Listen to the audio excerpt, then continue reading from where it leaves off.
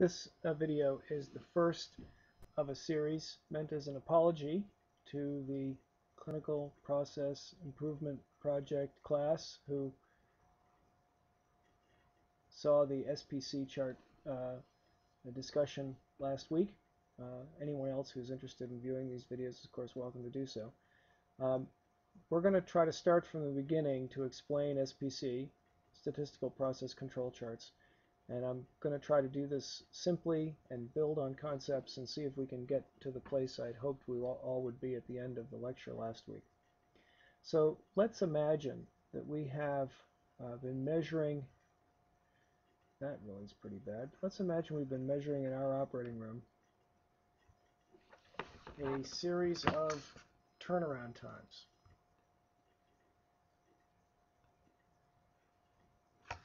And we're going to try to find out what the capabilities are of our operating room turnaround time, to turn one operating room around so we can go from one case to the next. So let's keep track of a number of observations.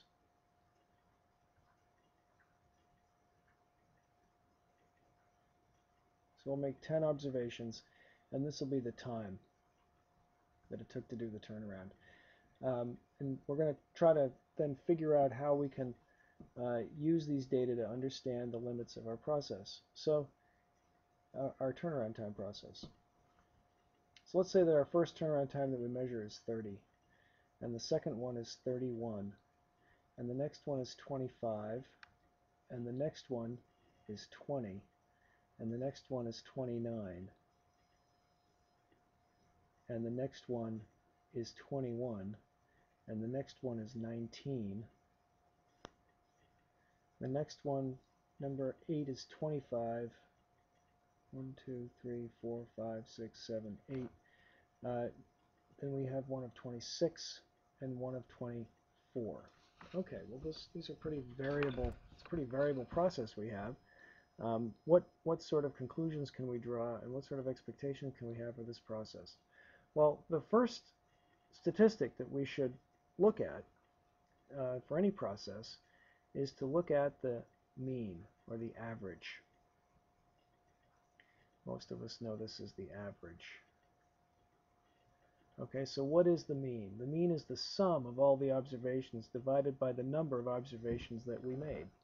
Okay, so in this case we can make the sum of all these observations, and the sum of all these observations comes to 250. And if we divide that by 10, which is the number of observations, we get the number 25. So our mean, and we're going to write the mean as x bar in our formulas. And we're going to say either x bar or mean. They mean the same thing. That's the average. And that's called a measure of central tendency. The average is the sort of basic, most simple measure of central tendency.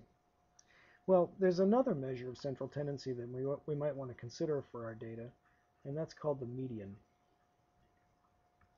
And the median is the value, some number x, above and below which 50% of our data occur. So this means that this is the number that's smack dab in the middle. It may be 25, it may be a number different than 25.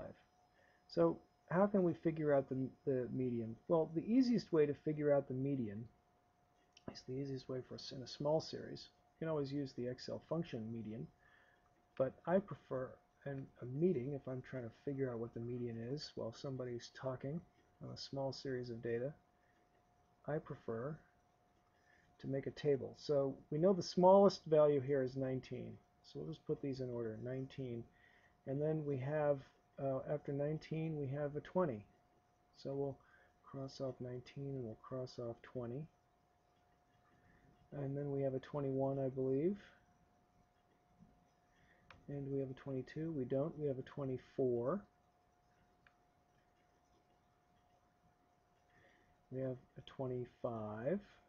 We have another 25. So we're going to put the two 25s like this. And do we have a 26? We do. We have a 26. We have a 27. No, we have a 29.